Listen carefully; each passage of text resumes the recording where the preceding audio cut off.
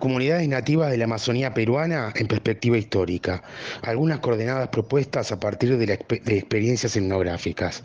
Por Ernesto Olmedo, Departamento de Historia, Facultad de Ciencias Humanas, Universidad Nacional de Río Cuarto.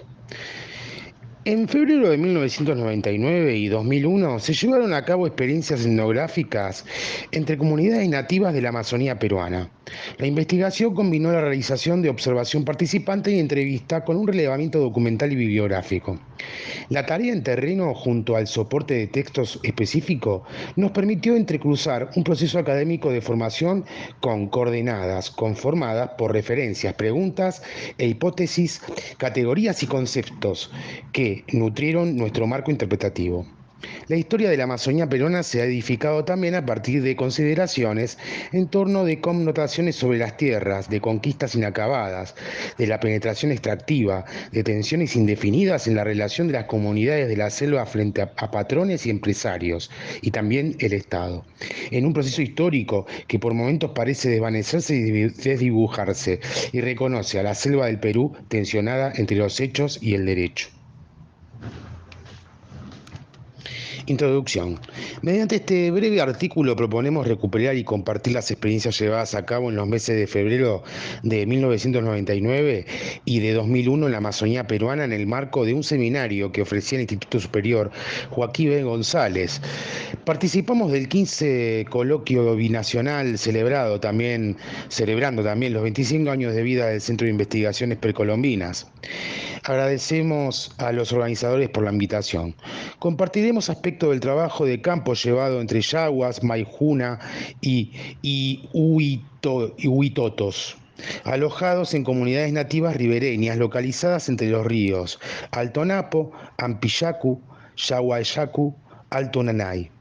La investigación combinó la realización de observación participante y entrevistas combinados con un relevamiento documental y bibliográfico. Nos apoyaremos en algunas reflexiones extraídas de sendos artículos publicados de manera individual y en coautoría con Graciana Pérez Zavala, compañera de estudio y colega con quien compartimos propuestas de docencia e investigación desde hace muchos años. Olmedo 2001 y 2002, Olmedo y Pérez Zavala 2002 y Pérez Zavala y Olmedo 2002 A y B. Finalmente, cabe que aclaremos al lector que, si bien la actividad descriptiva se vincula con una experiencia individual, se narrará en plural, dado que correspondió a una experiencia formativa conjunta y las producciones resultantes de aquellas investigaciones también han sido colectivas. Del mismo modo, una segunda aclaración, más vale quizá advertencia, se asocia a que aquellas ideas que derivaron en producción de textos referidos a la Amazonía histórica y presente transcurrió hace ya poco más de 20 años. A propósito de las coordenadas. Al momento de efectuar estos viajes de estudio a la Amazonía peruana, me encontraba en el periodo de finalización de estudios de profesorado en Historia y avanzado en la realización de la licenciatura también en Historia, con el afán de aplicar aquellos conocimientos de la disciplina histórica con algunas categorías y prácticas antropológicas, denominada experiencia etnográfica. Consistió en la visita a comunidades nativas y campesinas de la Amazonía peruana. Las comunidades visitadas fueron Yaguas, Maijuna, Huitoto, localizadas sobre los ríos Alto Napo, Ampillacu, Yaguayacu, Alto Nanay, aplicando las técnicas antropológicas de observación participante y entrevista. En relación a este propósito de vincular los aspectos históricos, fue sumamente útil el texto de José San Román, 1994, Perfiles históricos de la Amazonía peruana. Este autor fue miembro perteneciente a la orden religiosa de sacerdotes agustinos. En Perfiles históricos, San Román sistematiza y periodiza una historia profunda de Amazonía, contemplando críticamente algunos acontecimientos que marcaron el proceso de inserción del capitalismo en la zona selvática. Inspirado en la experiencia de estudio en la selva peruana, las coordenadas sirven de anclaje, de referencia y de marcación útiles en la realización de una serie de indagaciones a partir de testimonios, de estudios históricos y de documentos periodísticos de actualidad, aplicando algunas categorías y conceptos claves y necesarios para un abordaje de problemas del mundo contemporáneo y la realidad histórica latinoamericana. Al respecto, ¿qué objetivo motivó la adopción de las coordenadas seleccionadas? Pues fundamentalmente la preocupación giró en torno a obtener a través de algunas comparaciones y analogías un conjunto de respuestas interrogantes acerca de qué procesos vivenciados por las comunidades nativas y campesinas de la Amazonía se inscribían en antiguas prácticas de control, sometimiento y dominación a partir de estructuras estatales y otros poderes fácticos. La primera de las aclaraciones o salvedades al respecto es que lo expresado en el párrafo anterior no trata ni pretende orientarse hacia una propuesta de historia comparada. Lo anterior también se vincula a una preocupación de investigación de aquella época, en la que seguimos atrapados en torno del estudio de otra zona de contacto y conflicto interétnico, a partir de los procesos de apropiación de tierras, de cuestiones militares en tiempos de la frontera con los indios en Argentina y el sur cordobés en particular, en línea con el proceso de conformación estatal. Precisamente una de estas primeras coordenadas tomada de la investigación sobre el accionar militar en la provincia mediterránea de Córdoba fue aquella vinculada con la mirada impuesta sobre la Amazonía como tierras vacías, Olmedo 2001. De este modo se hacía eco sobre una mirada específica, la visión eurocéntrica que ha edificado el proceso histórico. Entonces tendríamos una coordenada vista a partir del avance y retroceso del progreso y desde allí posibilita evaluar el trayecto histórico. Los historiadores podrían agregar el ritmo o pulso del tiempo transcurrido de la selva amazónica del Perú y su presente, en función de la incidencia de la civilización occidental sobre los pueblos nativos, la presencia del hombre blanco, traduciéndose en una marca, diremos, indeleble. No obstante, conviene que pensemos esta idea en clave de relación, de una relación e interacción, aunque fuere de dominación, para no dejar lugar a una concepción esencialista respecto de las comunidades, reconociendo su historicidad. Pérez Zavala y Olmedo, 2002b. Una marca exótica, abrupta, que paulatinamente ha ido desfigurando la cosmovisión de los indios. El recorrido histórico de la Amazonía peruana permite o posibilita sostener esa analogía, esa coordenada a la manera de una cronología o, si se prefiere, de una secuencia histórica de la dominación. Amazonía peruana y las tradiciones vivientes, las tierras vacías, el momento del contacto. Amazonía peruana frente al Estado, intereses y potencial de la selva, las tierras siguen vacías. El caucho, las actividades extractivas, la disputa por los límites entre naciones que comparten la cuenca amazónica. Olmedo 2002. Amazonía peruana en un presente de tensión y conflicto, las tierras se están vaciando. Trabajo en el monte, instrumentos tradicionales, instrumentos incorporados, cuestión crucial de armas de fuego, instrumentos artesanales. Evangelización, organización tribal y reconocimiento del Estado, desnutrición, regateo y venta de artesanías. Avanzada indirecta del Estado, políticas integracionistas. Coordenadas y conexiones. Las tierras vacías, antes descriptas, que bien podría utilizarse en la interpretación de los procesos de contacto y dominación, conecta con otra de las coordenadas en clave histórica.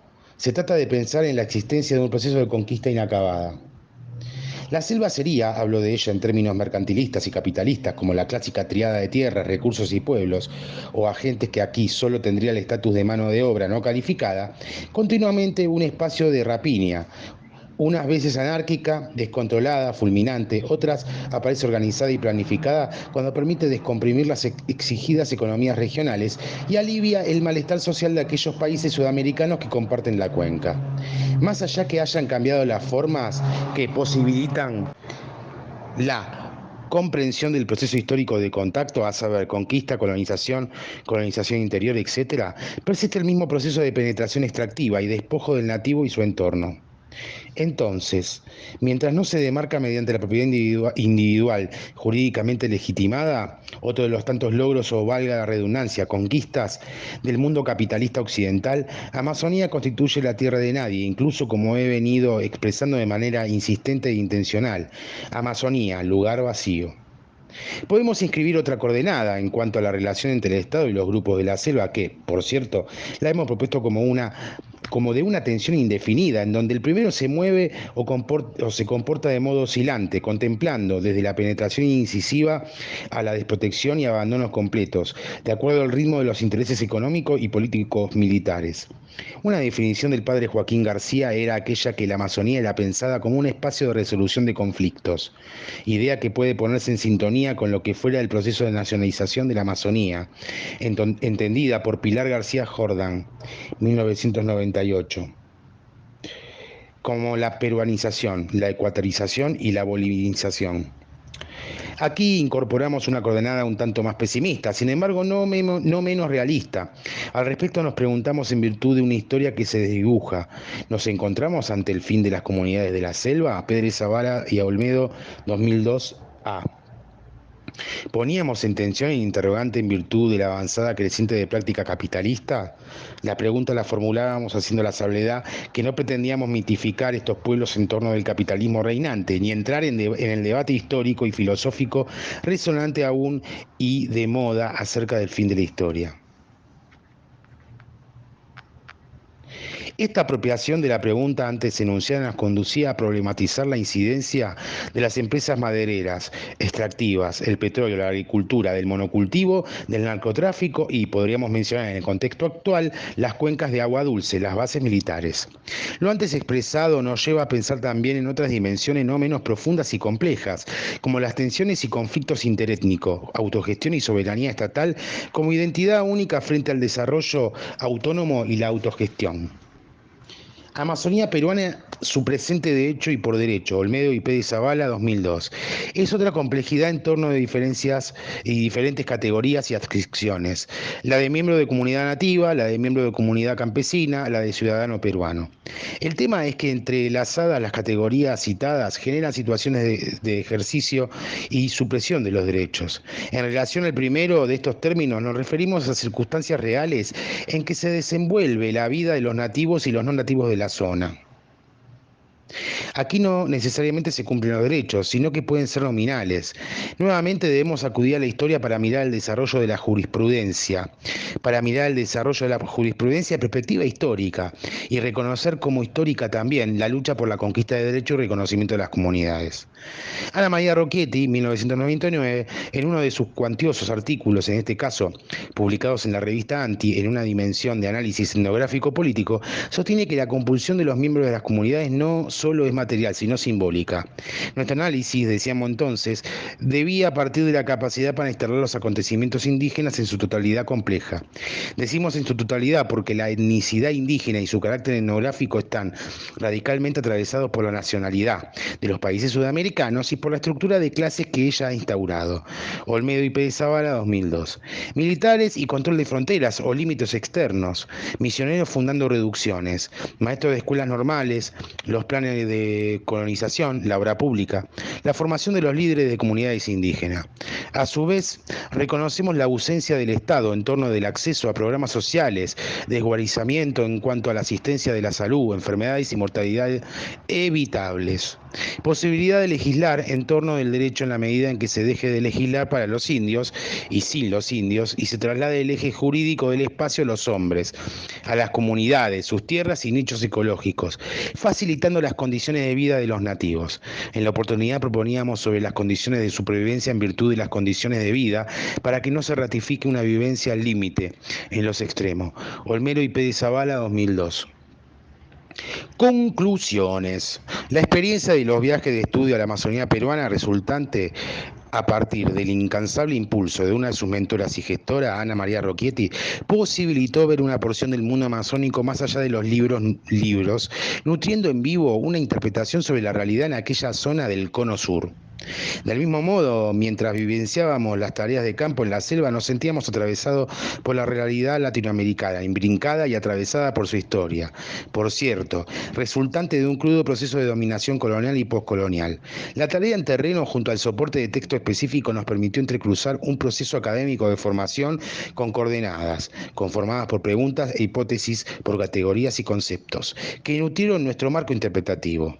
La historia de la Amazonía peruana se ha edificado también a partir de consideraciones en torno de connotaciones sobre las tierras, de conquistas inacabadas, de la penetración extractiva, de tensiones indefinidas en relación de las comunidades de la selva, frente a patrones y empresarios y el Estado, en un proceso histórico que por momentos parece desvanecerse y desdibujarse, y reconoce a la selva del Perú tensionada entre los hechos y el derecho.